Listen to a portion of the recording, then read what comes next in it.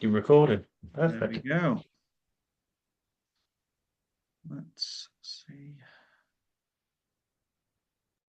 Okay, good evening, everyone. Thank you for joining us. We'll just wait until 7 o'clock, just for a few other people to start, and then we'll get going. But thank you very much for taking the time out of your evening to join Ross and I.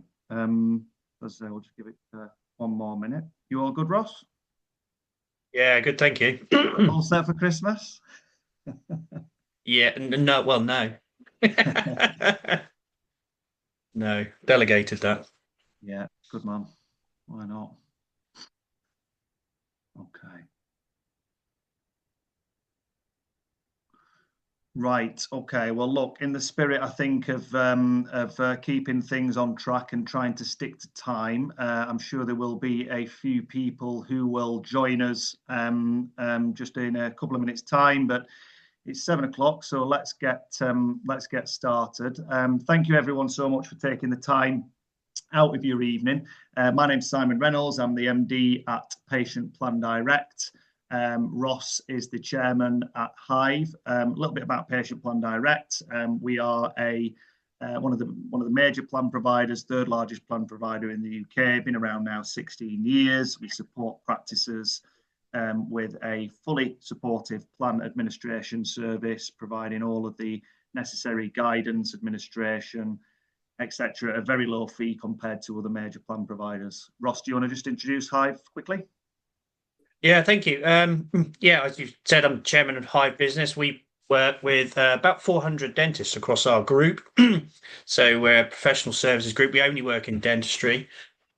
We've got a large accountancy division. We do a huge amount of tax planning. There's a lot of mergers and acquisitions in what we do as well, squat practices in more recent years as well, and do creative and digital marketing as well as help practice owners with their strategy and potential kind of growth elements there as well. So really covering the full range of all the complexities of what practices get to deal with across UK and Republic of Ireland. So it's a really interesting time at this moment, not just in Wales.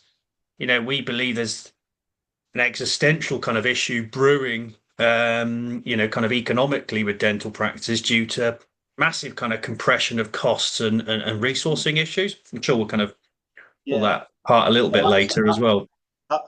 absolutely, Ross. And I know that is one of the main points that we are hoping to get into in a little bit. And I think the first thing to know is we wouldn't really normally be doing a webinar in December. It's normally a little bit of a dead month, but I think for very obvious reasons, it's a pivotal time in Wales. And so we felt that we did a webinar, or Ross did with my colleague Harriet, who's one of our business development team that covers Wales, back in July when the original proposals about NHS reform in Wales were shared. There's obviously subsequently then been a consultation period and the outcomes of that in September.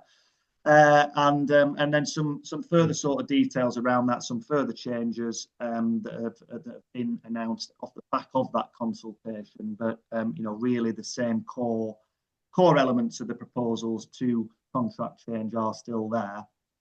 I know there was an open meeting as well with the LDC on the 26th of November, and we'll discuss some of the discussion points, some of the bones of contention that were raised at that meeting. And I think the synopsis really is that we're in a very frustrating situation where a lot of people are still very unclear about what the new contract exactly looks like, and therefore what the impact of it is, and therefore really challenged in being able to plan accordingly. So what we're looking to get into tonight is not necessarily the real specific details, but just assess some of those high level views, areas of concern, reservation that we're hearing from our respective clients, and assessing what maybe the options are to tackle those. I think, Ross, just before the webinar started, we outlined that we're very much looking at this from a business perspective. We completely acknowledge that there's clearly the patient care and a much sort of wider range of views to consider. But we're very much looking at this from a business perspective. And I think Yeah. importantly, just to acknowledge, we're not going to be able to cover everything because it is a very, very complex and subjective area. So we do encourage questions. Please do feel free to ask those in the question asking facility within Zoom. We will keep those anonymous. So please feel free to ask away whatever you'd like, and we'll try and keep things to 45 minutes just to respect everybody's time this evening. So. Yeah. That sort of just introduces the sort of goals of this evening. Just before we get into perhaps covering off some of the things that we're hearing from practices and clinicians about their concerns or indeed perhaps positive elements associated with the contract changes. Mm. Ross, I know we covered this a little bit on the last webinar, but you certainly have a view, and it's not necessarily just orientated around Wales, about the NHS system and a reliance on what is effectively one big Yeah. customer, so to speak. Should we start Yeah. off with that? Well, I think the other thing I'd probably start with by saying, and I'm certainly an outside observer from this, from a clinical perspective. I don't do dentistry, never done dentistry. I've worked with dentists for almost 20 years now, but I am kind of observing what's going on, and what I've seen from my kind of perspective is, it's absolute chaos, and that's Mm. not from the practice owner's point of view, that or the associates either as well. What they've had is, it's been landed on them at absolutely kind of last minute with no notifications at all, in terms of how it's going to work. With really weird kind of dynamics thrown in, in terms of kind of termination dates and unilateral changes to the contract before they can even exit the contract. So how all this kind of it allows people to kind of sensibly run a business. As far as I'm concerned, dentists and practice owners are kind of being hugely charitable in this process. They're really, from what I can see, they're really trying to do their best to make sense out of something with virtually no kind of notice period, which in one way, I have the utmost respect. From the flip side, this does kind of fuel the perception I have, which is a little bit kind of dogmatic towards the NHS, which is, if you're at the behest of kind of NHS through random changes, like, and I know they're going to give them warning over the years, but we haven't had the nitty gritty of how it's actually going to work. We still don't have the nitty gritty. From what I understand, regulations are going to drop on the 2nd of Feb for something that's going to kind of kick in 7 weeks later. So I've just got this underlying theme of, utmost respect for practice owners to try and make sense out of it in Yeah, an absolutely kind of chaotic, dynamic of, really important lines of revenue for practices. Like, I'm amazed people are trying to kind of make it work, and I think they are. But I'm going to put a big kind of question mark there, because if we've got a lot of practices that are, extremely reliant on massive lines of revenue for an organisation that can kind of just do what it wants, then that's a major kind of mark in the negative column for me. If you've got one customer who's a great proportion of your revenue that can do this to you, they'll say they've given you warning, but it's not kind of adequate enough. So it does kind of bias my opinion a little bit, because, well, okay, let's make sense of it now, but you know, what if the regulations drop and people challenge and then it changes again? Like, how are you supposed to plan for anything here in your life and running a business and the many members of your staff? And so you'll probably get, element of frustration from me from this time, because I kind of yeah, feel no, for absolutely. people. Yeah, 100%, Ross, and I think that does, just lead into then some of the main areas of contention and concern or reservations that we're hearing from practices, which is just making it a really hard decision to try and decide, the best route for them. And I think you're Yeah, right, Ross. Some people do feel that they, in an ideal world, they would like to make it work for sure, but I think the headline for us is that there's just this air of uncertainty, a lack of clarity, and almost a feeling yeah, of them being, feel a bit disrespected as a yeah, profession. I think it was evident at the LDC open meeting, back in November, that there's still so many questions that are unanswered, and Mm, also quite a lot of mixed interpretation about things that with such a we're talking about a significant change in 3 months, and people still just been completely unclear on yeah. exactly what it's going to look like. Yeah, yeah. I mean, I think I admire that there's got to be kind of a massive kind of charitable theme that's underpinning this. Because I got a kind of a level of disagreeableness about me. Frankly, I wouldn't choose to operate with one customer Mm. who treated me like this, and I just kind of get out of Dodge. That would be my approach to it. I'd rather have control over my own business, even if that's kind of more difficult. As long as I got control over it, I think there's better kind of level of sovereignty there that you kind of, you're succeeding or failing by your own kind of Mm. inputs and your own destiny. But I do appreciate not everyone's like that. But at the end of the day, if you've got one big customer, you're kind of dancing to their tune, whether you like it or not. And I think that's got to be relevant. No, absolutely. I think perhaps just touching on a positive from the outcome of the consultation was that I think a lot of people had this reservation around the DAP being used as effectively putting clinically fit patients back into a pool, and them Yeah, effectively being able to see at various different practices based on availability, and it was a real previous major concern, yeah, not just from the profession, but I think as well from the public in those consultation responses. So I think there's been some relief in yeah. pretty much a U-turn on that We front, we were which is quite worried encouraging. that it would kind of just disintegrate practice's goodwill, really, because Yes. if you don't own your patient, then there's a level of awkwardness there, which was Mm. again a kind of a massive question mark. So they've at least kind of resolved that. We've got kind of other elements which I'm sure we'll kind of get into as well. Not least all the very kind of practical ones. Like I say, I don't think we're here today to get into the clinical, Simon, are we? But I think there's Yeah. some practical elements that definitely seem to have been bubbling to the surface.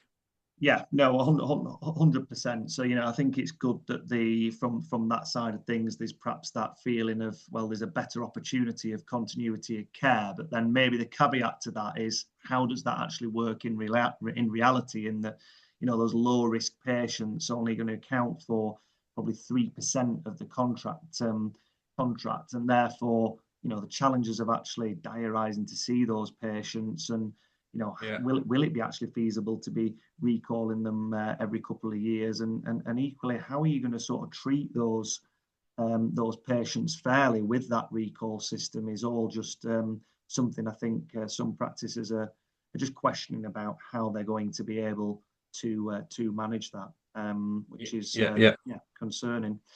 I think another one that we've heard about is that there's going to need a need to see significant increase in new patients in line with the proposed sort of contract composition, and I think that just means that I think some of the practices that we've spoken to, that their sort of rough analysis, and again, we're not really able to sort of see a full picture of this until we've got the final detail, but they're feeling like there could well be a need to see 3 times the current patients that they currently see, which is feels like a real jump from perhaps how they're operating currently. And I think yeah, secondary to that is that certainly in the DAP as it is currently, there isn't really enough patients within that pool to feed that sort of new patient demand. I appreciate that will change when patients do become more aware of how to access care in the future, but quite a significant jump. it all feels a bit kind of last minute though, doesn't it? Like if there's a lot of reliance placed on the DAP, then okay, fair enough. It's only started to be kind of rolled out, but it'll be one imagines it kind of full tilt come come 1st of April. But what if it isn't? It's sorry to kind of draw you into my world, Simon, but it's very reminiscent of the Making Tax Digital kind of regime where they've Yeah, kind of yeah, it's no, almost like a 100%. Mexican standoff. They're saying, no, no, it's gonna happen. You need to kind of sort your software out and not all the software providers are really kind of ready for it, and everyone's kind of eyeballing each other. Most of my accountant kind of, most of the accountant forums are full with people kind of saying, well, I'm not sure this is kind of coming in. Mm. Not that I believe that about this kind of system, but if that DAP isn't up and running, then like I'm not really sure Yeah, what yeah. happens. Certainly, it needs to be sort of firing on all cylinders very, very quickly. And I think a key part of that is, which probably leads on to, just this. There's just going to be a very different way of working, and I'm going to sort of group all these next points together, really. So, clearly there's just complexity in the care pathways, and with that is just a new way of working for practice teams to get their head around, but then for those practice teams to effectively and confidently be communicating those changes to patients. And I think that's going to be one of the biggest challenges that Yeah, practices will encounter. Patients querying the change in frequency of when they're going to be seen, how they access a dental care, and then the charges. The charges we're looking at a significant increase if we're yeah, could be as up to almost £400 plus lab fees in certain instances, yeah, which I appreciate isn't the same as what a typical private practice would charge, but it's certainly a significant change for patients where I think some practices are just thinking, well, if I'm going to have to go through this process of making such and yeah, communicating such significant process and changes to how patients yeah. access care, then is this the time when actually it's a perfect opportunity to take back control and make that Yeah. sort of that jump into private Well, practice? yeah, well, I genuinely kind of don't know what the public's level of awareness is about the new contract that's coming in. So, I know exempt patients are in one part of it, but there's going to be kind of a cost increase, I suppose, is the way I'm putting it. Like, you've Absolutely. got a patient on the 31st of March, there's one level of cost. You've got a patient on the 1st of April, there's a completely different level of cost. I think it's just human nature to have a kind of perhaps an optimistic view on how much things are going to cost, and you're going to Mhm. you're essentially going to have to kind of levy them there's going to be a much higher transaction cost for them, which I suspect, the public awareness of it is very, very low at this moment in time. Indeed it is, and I think that is just going to be a huge step change, and other people are just questioning that whole transition period from going from one way of working into another, and as with most things, time is usually a key element to planning something successfully, and I just Yeah. feel, and I think a lot of people share the opinion that we're running out of that time. If I think to how we support a practice with an NHS conversion, that's a fundamental shift clearly for a practice that's Yeah. operating in perhaps a primarily NHS capacity. But one of the things that we work on so much with practice teams is initially getting them on board, them understanding what's Yeah. changing, why it's changing, when it's changing, buying Yeah. into the reasons why the practice has made that transition, and then importantly and secondary, then making sure that that communication is clear to patients Yeah. and it's very, very simple for them to understand what's happening, what their options Yeah. are. And I think there's such complexity and so many variables and Almost no figures. less from the old contract to the new contract than there is from the old contract to private. Yeah, exactly that. And I think that is why people are just thinking, well, maybe now is the time. What would be your kind of average, sorry, deviation a little bit, but what would be your average kind of length of time to manage a change from the NHS contract into a Yeah. kind of a plan or private led Yeah, it's a practice? good I mean, it's a good question, Ross. I mean, certainly if practices are considering making that shift and trying to get notice in before the end of December to coincide with the current contract end date come Yeah. April, then not 2 weeks is the short answer. I think it very much varies on a case by case basis, but generally speaking, I'm not saying people are planning months or years ahead, but Yeah. certainly you want to be planning months ahead. We're always strong advocates of, if you are doing this and you are thinking about introducing a plan as a vehicle to do that, we feel it's important to speak to a variety of different plan providers. It's a very fundamental change to how you're going to practice, and you need to trust Mm, the people that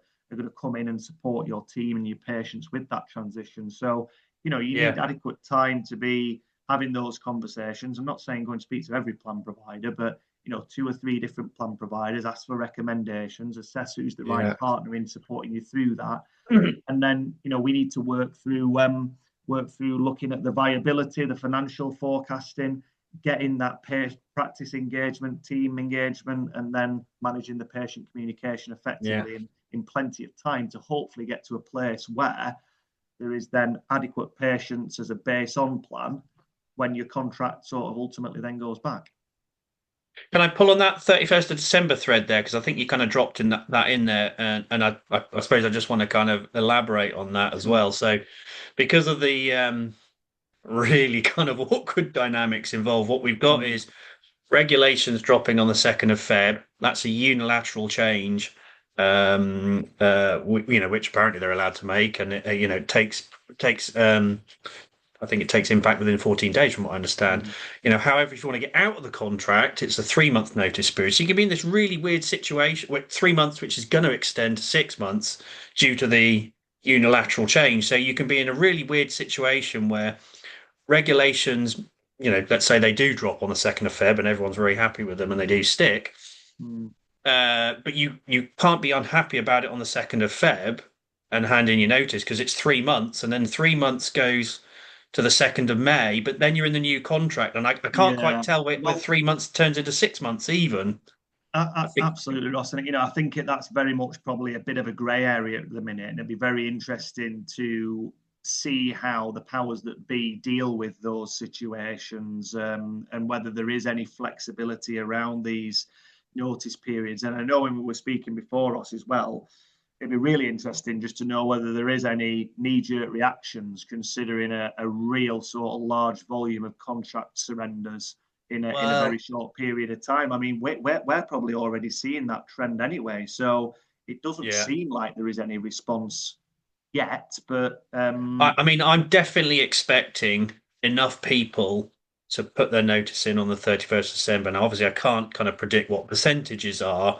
I just know there will, because what we've got, dentists and dental practice owners are very experienced people. And you said it earlier, there's a level of disrespect to this. There'll be enough people who go, right, I've just had enough of that. It's a non-zero number that are going to put their notice in on the 31st of December and take control over their own destiny. Whether that's enough to sway things, I don't believe that that'll change anything at all. But I do believe those people who do will have, like I say, control over their own destiny. They've got a level of kind of sovereignty to it. That will be a non-zero number. I don't have a prediction on what it will be, but I think there's just enough. Will be like, no, that's just enough. I don't want to kind of hang around and wait for yeah, kind of and other I people to tell think, me what to do. just speaking openly, we've dealt with we've seen just a significant increase in the number of practices where A, we've had conversations, and then B, they perhaps bit the bullet and decided to go and manage a full practice conversion. That trend's just sort of built up over the last few months. Realistically, now we're probably, there are a couple of practices that we're engaged with that are waiting right until the 11th hour just to decide whether they're going to push the button or not. I suspect Yeah, they will do. I think we're aware, people listening into this tonight, you're probably in that situation where you're still sat on the fence, you're still a bit confused, still umming and ahhing what the best direction for you is. yeah, We'll come on to presenting what we feel are the options available to practices in the here and now, in the present, with sort of the that whole limbo period where it is going to be, well, what happens if yes, it's 6 months notice, but if I'm in that period, say between January and April, is there going to be any flexibility? It'll be really interesting to see how things play out. yeah, yeah. Um, we were talking the other day actually about kind of the software element. I know there's plenty of kind of elements that are, in the melting pot here, but I think we kind of heard the same things in the sense that, great, even if everyone agrees this is a lovely thing, we're going to proceed. I think we know that some software providers just not catering for it. Yeah, I think there's two things there. I think some are just opting to, not cater for it, and I think there's arguments for that to maybe try and encourage people to be moving to cloud-based solutions within their portfolio of softwares. But then I think some of the smaller PMS providers as well are just really struggling to keep up with what could be quite significant and fundamental changes to the way their software operates. Yeah, They just haven't got the sort of capacity or resource to deal with that. Or if they have, will it be robust enough? I think putting that burden on the PMS providers in the first instance, fundamental shifts in how appointments are scheduled, clinical data is recorded, categorizing patients, diary zoning, etc., is challenging for PMS providers just to keep up and manage things in a timely fashion. But then, even if they do, they've then got to roll that out, get clients used to it. Teams have got to become accustomed to a new way of working and a new way of, perhaps engaging with their with the software. It's just not a not a great situation for either the mm, providers or the teams using that software. mm. Not I find it not hard to disagree. no, absolutely. So look, I think Ross, there's other things I know. Just flicking through some of my notes here, there's still question marks over, lab fees and how that'll work, and timings of payments and impacts on cash flows, and I think there's still Yeah, some level of detail required on that front. One thing though that we did want to just really focus on, and we said we were going to make this, quite a big area we just wanted to discuss this evening was, ultimately any business comes down to revenue and profitability to be a sustainable and viable business in the longer term. So I yeah, think the headline is that, look, we're having contract change, but ultimately there isn't really any more money in the pot. So we're trying to make something work with the availability of funds that the government yeah, has. I know off the back of the consultation period that there was an increase to the hourly rate up to sort of £150. But I think over to you really, Ross, just in unpicking that and just sort of giving an yeah, honest view. Well, you guys are experts at this. This is your bread and butter in terms of you've got so yeah, much insight and data on the costs of running a practice and associate pay, etc., etc. So over to you. yeah, yeah. And I think this. Again, it comes back to kind of the human element as well, I suppose. So quite often when we're working with our practices, there's this kind of massive desire to do the best thing for the patient and to, have patient care, as kind of paramount to everything that's going on. And the trouble is you can kind of get death of a thousand cuts on here, and that's definitely what we've had in the kind of the 5 years since the COVID kind of pandemic kicked off. We had a little bubble afterwards after we Mm. reopened, but it has literally been kind of death of a thousand cuts since with any number of things. So, you know, in all of this kind of process with the Welsh contract and actually kind of wider in dentistry, I've seen this kind of it's almost a kind of a charitable kind of theme. And it won't be kind of obviously charitable. And I think that's a lot of what we're trying to work with our businesses a lot of the time. Say, no, I know you want to do amazing things for your patients and look after them, care for them. That should not be mutually exclusive to you having a business that fairly rewards you for all the efforts you're putting in and all the risk that you've got wrapped up in it and Mm. all the people you deal with and all the complexity and all the highs and all the lows.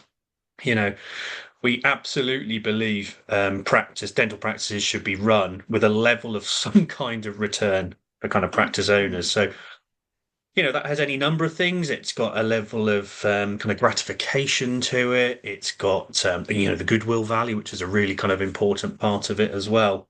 But we just want to make sure those economics are kind of aligned. I absolutely don't believe that dental practices should be run at a break-even position, or we're still at a loss because kind of why would you do it? For me, that's almost it's kind of a step too far where you could probably just get rid of your practice and work as an associate if you wanted to just kind of be paid the same amount as you would be as an associate, as a practice owner. So we've got to get those economics in line. And this is almost an existential issue that's bubbling in dentistry that because most dental practices are kind of highly revenue generating, there's a belief that, well, there's a lot of revenue, so therefore there must be some kind of profit in the system somewhere. That kind of that facade is kind of slowly falling away. Yeah. So we look at kind of dental practices in a certain way that kind of just helps clinicians and practice owners interpret what we're saying when we're talking about profitability. So if I kind of pick on some of the parts here, and fire any questions in as I'm going through, Simon. But if we're looking at what we seem to be the economic merits of this contract, they've increased. They've reverted it to almost an hourly basis theme. So they're saying they're going to try and reward effectiveness. So they've been kind of fairly open in publishing their kind of numbers on how they kind of see this working. But very, very broadly, they're saying we're kind of everything's costed at £150 an hour. So that's very helpful for kind of me in my world because we can kind of model that quite easily. So if I can kind of run some examples through to you, probably kind of see where I'm kind of coming from this quite quickly. So £150 an hour, if you're working across a full working day, might be £1,050 for 7 hours of work. Now, that allows for a little bit of downtime, allows a bit of rectification time. There's always a little bit of something in every person's day that's going to sneak away half an hour in some way, shape, or form. And I'm not even going to pull off the warranty issue off the shelf, which I'm sure you've kind of heard about. So the new contract builds in this kind of guarantee system. I'm just going to ignore that for a moment, although I do think that could be what's the right kind of an unexploded grenade waiting to kind of go off. Which certainly going to probably impact on time in due course if there's that with the proposed changes. I almost believe it. So I'm gonna conveniently ignore that, and I'm just going to say, right, let's make some assumptions. £150 an hour, and let's assume everything kind of works perfectly, and we get 7 hours of kind of productive time in a day. That's £1,050. There's a great book called Profit First, which kind of talks about how businesses should kind of identify their profit first. That's what I'm going to do here now. So we've got £1,050 now to share out economically between all the various people in the practice, staff members, the running costs, and also the practice owner. So that £1,050, I believe, to make running a business worthwhile, we should have some level of profit in there around about 20%. I'm going to round it down as well, just to round it down, I suppose. So if we've got £1,050, I think we will allocate £200 worth of profitability straight away. So £200 goes into the profit pot. I think that is a fair representation for a small business. Now we've got a running cost then. So a running cost to open your surgery every single day. Most people don't know theirs, but I'm going to run with some generic maths for a moment. We've seen this number explode over the last 5 years, but your running costs are your rent, your rates, your admin staff, your nurse staff, your receptionist, TCO if you got one. I'm not going to put the clinicians in there, the dentists or the hygienists, but all the running costs, all the bank fees, everything else kind of tucks together. We've seen that explode. So I'd say the running cost now for an NHS practice is probably in the order of about £550 a day. Used to be below £450. It's definitely kind of gone above the £500 mark. It can easily be, with a 6 in the number as well.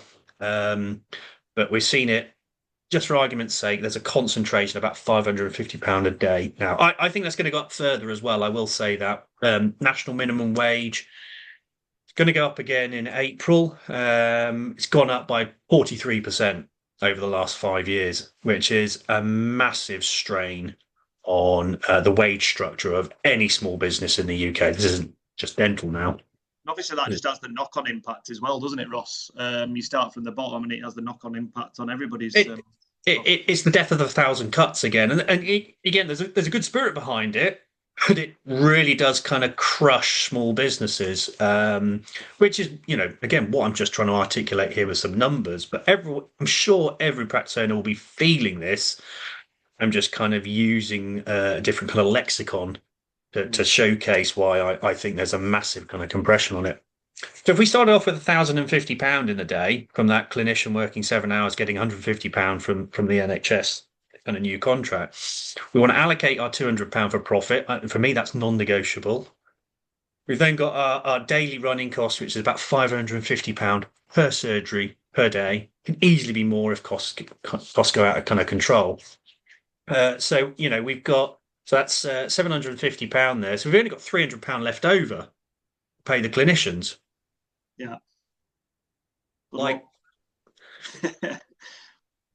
yeah, I just not sure how it can kind of happen, I suppose. So that would be akin to, I know we've got kind of a changing of dynamics with the pay rates of clinicians, but in old money, that's I suppose it's 30 UDAs at £10 a UDA, under the kind of the English system that but you can't get anyone to work for £10 a UDA anymore. If it's on a percentage pay rate, well, that's less than 30% as a pay rate. I've not heard anyone for a while get paid less than 30% on a pay rate. I think this is a big issue that's kind of going to bubble to the surface. I'm just not sure how they're going to get dentists to work at a rate of £300 a day. If you can, absolutely brilliant. If you can really kind of utilize therapists to deliver all of your contract, that's kind of fair enough. But every part of the contract that you don't get service for £300 a day, kind of just coming out of your profit pocket. So I'm not saying this is going to be 100% swing on the spectrum, but weirdly, you might end up with 50% of your contract running at a fair level of profitability and the rest of your contract running at absolute break even, and you're just being really charitable existing for servicing the Welsh board and the patients that you're servicing there. And I just don't like that dynamic, if I'm honest with you. I don't like to see something that's kind of charitable in that sense. I believe a business has to be profitable, it has to be driving forward, and that's a fair kind of dynamic. So I don't know if that's too outrageous, Simon, but does the maths kind of make sense? Yeah, no, it does, Ross. And I think, if I look at, and again, not just looking at Wales here, but just thinking about NHS to private conversion trends, say in the last sort of 3 or 4 years, a lot of that is driven via this sort of this resource gap. There are less associates, rightly or wrongly. And I know that's a whole other area we could get into about, young dentists coming through and earning your stripes on the NHS. And I know the government's had all sorts of ideas around trying to, encourage that and get dentists to work in the NHS system. But there is just there's definitely been a trend of associates been more attracted to working in private dentistry. Yeah. Well, if you can get an unlimited supply of dentists for your practice, or therapist, or whatever clinician it might be, who'll kind of deliver it effectively, or maybe even quicker than the expected, kind of target time that's built into the modelling, but. You've got a really effective dentist there. It's like the more you find, the more chance of finding an effective dentist who'll work quicker and more effectively with more experience, the more likely they're going to choose private to be in rather than NHS. So yeah, weirdly, it could kind of swing the other way where, instead of working at £150 an hour, then what if we're still, what if we're working at 135 and then the whole thing just kind of starts creaking then. Yeah. I just don't know how it's going to work. And I don't know how it's going to work not just on the 1st of April. I don't know how it's going to work on the 1st of April 2026. Like, I genuinely don't know how much it's going to be increased by. I can absolutely guarantee wage costs will have gone up by more than inflation, but by that point in time. No, 100%. So, and I know, Ross, we said we wanted to focus quite a bit of attention, and we explained at the beginning of the of the webinar that we were looking at this primarily from a business perspective. But, certainly you've been at this a long time, you're a numbers guy. The headline is that you just don't feel that the economy is associated with this new contract. And look, I know that's a challenge just with the current sort of system, whether it be England or Wales. It's in a lot of instances, I think Yeah, there's a dynamic where it is becoming more increasingly commercially viable to make NHS dentistry work. And I know when we've had conversations and done previous content similar to this, Ross, we've talked a lot about how so many practices are propped up by the private revenue, yeah, and that is where the profit centre lies. But this yeah, sort of false economy that the NHS just provides such a significant volume of, sorry, a significant chunk of funding, that it's yeah, a really hard thing just to sort of to sort yeah. of see past.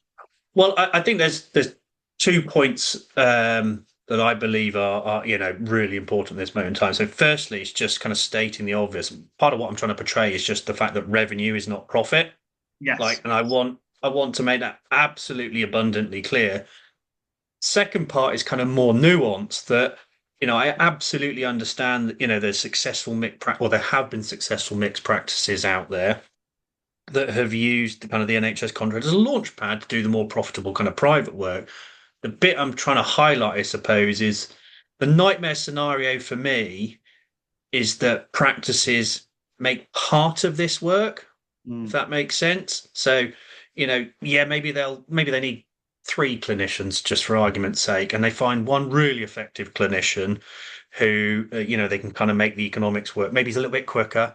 Mm. Maybe, maybe they're willing to accept, kind of a pay rate lower than £300 a day. Maybe there's a therapist model they can kind of portray. So that's great. So they got like one third of their resource requirements that might be profitable. The other two thirds they really, really struggle with. Well, that takes 20% profit, cuts it in a third straight away because two-thirds of it is not effective, so it might be break Yeah. even, and one third is effective, and suddenly your profit's not 20%, it's like 6.5%.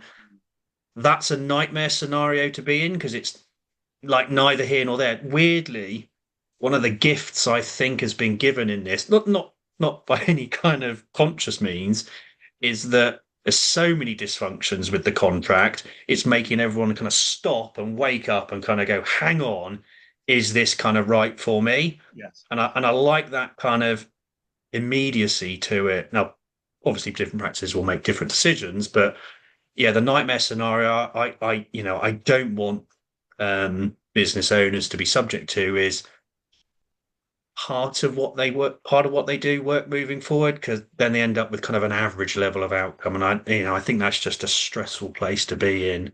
No, In terms, I agree, Ross, and I think that that probably leads on to, with few minutes left, just to sort of outline perhaps some of the options that are available. And I think broadly speaking, and when we were discussing, Ross, prior to the webinar, there's sort of three options really. I mean, the first yeah, one is give it a whirl. It's a new contract, tread with yeah, caution. Some people will find a way to make it work.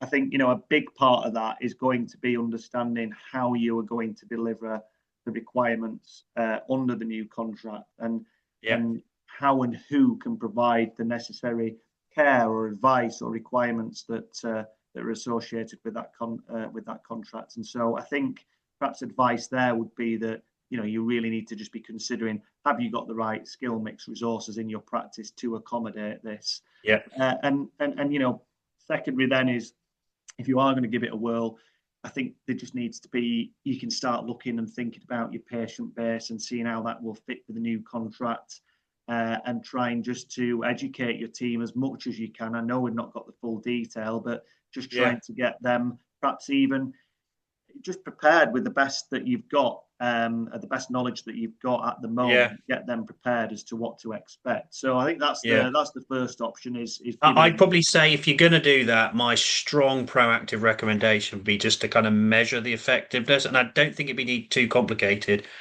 measure what you're seeing each clinician get as an output per day. Mm, My metric there is £1,050, and understand what our kind of pay rate on the yeah, clinician's going to be in terms good of, point. the 300 quid to 1,050. That's going to give you a real kind of visceral kind of finger on the pulse with it. Not going to be perfect, but it's just going to be kind of close enough that you can get some information after a fortnight. Mid-April, you can kind of be looking at how many days the clinicians have worked. Have they worked more than £1,050 a day, and you'll know what their pay rate is, and that will give you an immediate steer. You can kind of multiply up across the year and try and see how well it's going. Um, Yeah, no, absolutely. Very, very, very good advice there, Ross. So, think, say, first option, give it a whirl, see how you get on. You're not tied in forever. Obviously, no, there's this extension in notice period, but that is certainly what some people will do, and some will find a way to make it work. So I think the second one is perhaps, just taking that step towards not having that reliance on the one customer as much, the NHS. So perhaps running plan, for example, alongside NHS and introducing that private element to patients. And certainly with how we're looking or how the contract is looking to deal with the lower risk patients and that extension of the frequency of when they're going to be recalled is a yeah, perfect opportunity with the right communication. And certainly, this is something that we can and we are supporting practices in working on. Is how do you get that message right to patients? How do you say, look, this is what it's going to look for like for you under the NHS, but if you do want yeah, to come on a more frequent basis and perhaps engage with care and the practice in a capacity you were familiar with before, yeah. then there's an opportunity to introduce Is that more of a kind of a soft launch, Simon? Then is that what you're kind of saying? potentially, yeah, or maybe there is a way where it can work, where you do see certain patients on a private basis that buy into that, and we come up with, and certainly this is something that is ever evolving, and we're working with, and different practices are taking different sort of approaches to how best to communicate and present such options. But is there a way where it can be managed? I mean, look, some practices do manage very effectively as mixed practices currently, and have just found that way to make the NHS system work. So again, similarly to the first option, some people will find a way where they do make that sort of mixed environment work, but perhaps with an appetite to just make sure that the balance, and this is certainly a trend we've seen in the last few years anyway, where there's just rather a balance to have a more sort of NHS private rather than being perhaps 80% NHS, 20% private. There's an Yeah, appetite for that to be more around, the 50-50 sort of mark and moving yeah, to to a place to accommodate that. And then I think, the final option is to take control and to convert and to hand back your contract. And, clearly, if you're wanting to do that with the 3 months notice that is in play currently, then there's a couple of weeks to act upon things. But, thereafter, say probably a little bit of a grey area to see whether there is any flexibility around notice periods within the next few months after December. But again, the encouragement there I touched on before. If you are thinking about that, clearly introducing a plan is a very, very proven vehicle to achieve that. And I would encourage you to speak to ourselves, but maybe one or two other providers as well, and really just look at what that support's going to look like. With ourselves, we're here to help you to assess the viability. We've got tools, we've got calculators, we've got financial forecasting processors. We're really experienced in making sure we get your team on board, make them understand why changes are happening, which, I think that's probably an easier step and an easier rationale than there ever has been with some of the question marks over the contract than perhaps in previous years. And then importantly, we can support with that communication to patients and be there in mm, the early stages in practice with your team, supporting as required. And I think that sort of just outlines the sort of options available. I am conscious of time. yeah. There is a couple of questions that have come in. One Probably, about probably just to kind of summarize what you were saying there, though, Simon. Like, I think everyone kind of knows deep in their heart there's some pain to bear through this. So mm, it's There's no kind of easy route through. You've got to kind of choose your poison on it. Yes. Yeah, yeah. No, I agree. And I think a final point to make, which probably does lead on to maybe, look, if you want some help, if you want to assess your options, if you want to just chat through, maybe if you've got Mm, thoughts around how you can make the contract work, but you do want to introduce that private element, then that's what we're here for. I think probably a very relevant point to this, Ross, which whether you are thinking about perhaps let's call it running plan alongside or a partial conversion or a full conversion is quite often super important to ensure that your private pricing is right. And I mm, know that's something that you guys at Hive have mm. assisted with. We certainly can to a degree, and we've got insights and advice around that. But you clearly go into a much deeper analysis on that front, as well as the sort of Yeah, wider business support. So yeah, yeah, fair to say that's what Hive can support with. yeah, yeah. I think everything in life is an opportunity, and I think this is equally just as one. It just probably doesn't look like it at this moment in time. Yeah, yeah, just looks like a real hassle and a lot of change. And as we know, as human beings, we're quite often react to change in certain ways. But no, I agree. It is an opportunity, and it's just about assessing what's right for your practice. And both ourselves at Patient Plan Direct and Hive are here for that. There was a question actually around just yeah setting private fees, but I think what we'll do as well for those of you that have asked the questions, and there's only been a couple, we will be following up with everybody that's attended anyway. So Yeah, if you've asked a specific question, then we can just follow up with you and answer that. And naturally, if you would like to reach out and organise a discovery meeting with ourselves or with Hive, please do. You can reach us at info@patientplandirect.co.uk, and we'll put you in touch with the yeah. appropriate member of the team. Ross, I'm guessing similar sort of general inquiry email or your own email, perhaps if people want to reach out directly. Yeah, I mean, welcome any kind of inquiries. We do a lot of practice analysis that might be kind of worthwhile at this moment just to see how practices are doing. We help practices on an ongoing basis as well. There'll be some, as you say, that are kind of observing what happens when it kind of kicks in. There's just as much merit in making sure practice owners are on it then as well. So, yeah, welcome to inquire. hello@hivebusiness.co.uk. We'll get best line of support there. We've got various kind of parts of our team will help people depending what their requirements are. Perfect, good stuff. Well, look, let's respect. We're 6 minutes over time, but hopefully people have found that useful. Always good chatting with you, Ross. Be really interesting to see how things play out in the next few weeks, next few months, and see what April comes brings. Sorry, when the new Yeah. contract is in play. But thanks as always, Ross, for your time. Thank you everybody who has made the effort to attend this evening. I really do appreciate it, and all the best. Thank you very much. Good Cheers, fortune to Ross. everyone. Thanks. Bye now. Bye.